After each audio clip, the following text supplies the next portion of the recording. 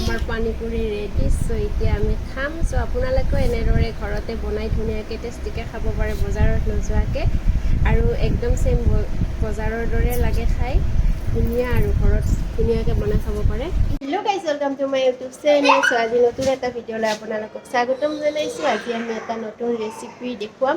চ' ৰেচিপিটো আপোনালোকে শিকক আৰু মজাকৈ টেষ্টিকৈ খাব পাৰিব। চ' আপোনালোকে চাই থাকক ভিডিঅ'টো আগলৈ। হেল্ল' গাইজ, মহিলা বা ছোৱালীসকলৰ এবিধ প্ৰিয় খাদ্য হৈছে পানীপুৰি। চ' মই আজি আপোনালোকক দেখুৱাই আছোঁ পেকেট পানীপুৰি। মই বজাৰৰ পৰা কিনি আনিছোঁ। চ' আবেলি সময়ত বহুতৰে পানীপুৰি খাবলৈ মন যায়। কেতিয়াবা এনেকুৱা হয় আমি বাহিৰলৈ যাব নোৱাৰোঁ, কিন্তু বহুত পানীপুৰি খাবলৈ মন যায় থাকে, তেতিয়াহ'লে টেনশ্যন কিহৰ, আমি ঘৰতে ইজিলি পানীপুৰি বনাই খাব পাৰোঁ। চ' আপুনি পেকেট পানীপুৰি এপেকেট লৈ আহি ঘৰতে ইজিলি বনাই খাব পাৰে। আপুনি বাহিৰলৈ যাবও নালাগে ইমান কষ্ট কৰি। চ' চাই থাকক। মই আনিছোঁ এইটো পানীপুৰি। এইটো হৈছে আচ্ছি পানীপুৰি কিট। চ' ইয়াতে চব পেকেট ৰেডি থাকে। চ' একো বনাবলৈ টেনশ্যন নাই, কেৱল মাত্ৰ এটা বা দুটা আলু বইল কৰি ল'ব লাগে, আৰু সৰু সৰুকৈ অকণমান পিঁয়াজ কাটি ল'ব লাগে। ইয়াতে মছলা, চাটনি, পদিনা চাটনি মানে তিনিটা থাকে। চ' আপোনালোকক দেখুৱাই আছোঁ এইটো কেনেকৈ বনায় আৰু ইজিলি ঘৰত কেনেকৈ খাব পাৰে বাহিৰলৈ নোযোৱাকৈ। চ' আপুনি চাই থাকক। কেতিয়াবা গা বেয়া লাগে, বাহিৰলৈ যাব মন নাযায়, কেতিয়াবা মানে এনেকুৱা পৰিস্থিতি হয় পানীপুৰি বহুত খাবলৈ মন যায় থাকে, কিন্তু বাহিৰলৈ যাবলৈ আমাৰ সময় নহয়। চ' এনেকুৱা পৰিস্থিতিত আপুনি ঘৰতে অতি সহজে পানীপুৰি বনাই খাব পাৰে। চ' চাই থাকক, আপোনালোকক মই দেখুৱাই আছোঁ কেনেদৰে বনায়। চ' ইয়াতে কি আছে মই আপোনালোকক দেখুৱাই আছোঁ। আচলতে ময়ো আজি ফাৰ্ষ্ট টাইম ট্ৰাই কৰিম। কি আছে ময়ো ভালদৰে নাজানো। চ' দেখুৱাই আছোঁ। এইটো হৈছে পানীপুৰিটো। এইটো আমি তেলত ভাজি ল'ব লাগিব।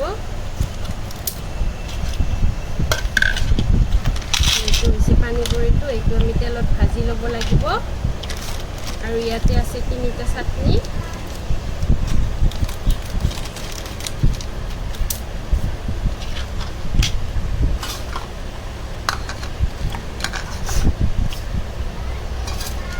ইয়াতে চাটনিকেইটা আছে। এইটো হৈছে মছলা। এইটো আলুৰ লগত মিক্স কৰিব লাগিব। এইটো মছলা হয়। আৰু এইটো হৈছে চাটনি।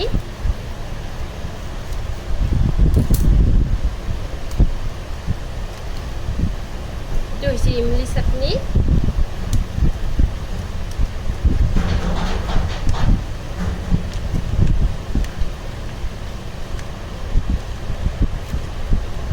ইমলি চাটনি।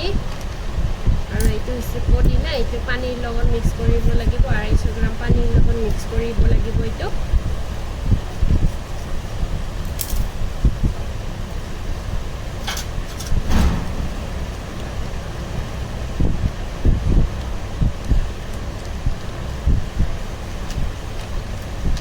পদিনা চাটনি হয়। আৰু এইটো হৈছে মছলা।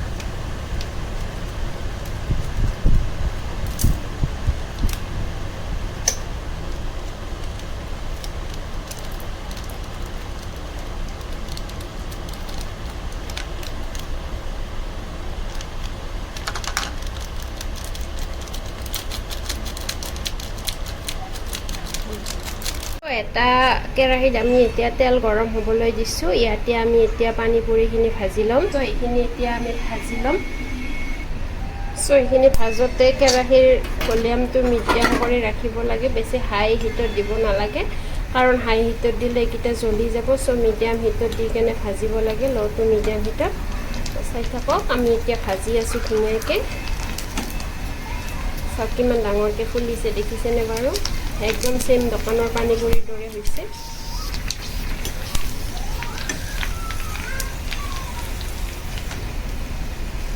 পানীপুৰিখিনি ভাজি লৈছোঁ।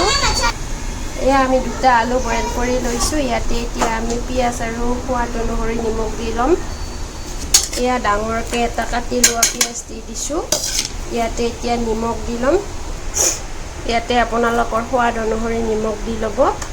আৰু আপোনালোকক যে দেখুৱাইছিলোঁ মছলাখিনি, এইখিনি এতিয়া দি আলুখিনি ধুনীয়াকৈ পিটিকি ল'ম।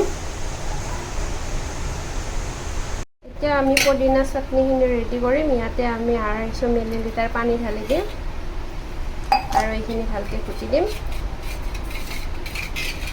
আৰু ইয়াত কেইটামান মটৰ দি দিওঁ। আচলতে ধনিয়াৰ পাত থাকিলে ধনিয়াৰ পাত দিব লাগে, কিন্তু আমাৰ ধনিয়া পাত নাই, তাৰ বাবে ধনিয়া পাত দিয়া নহ'ল।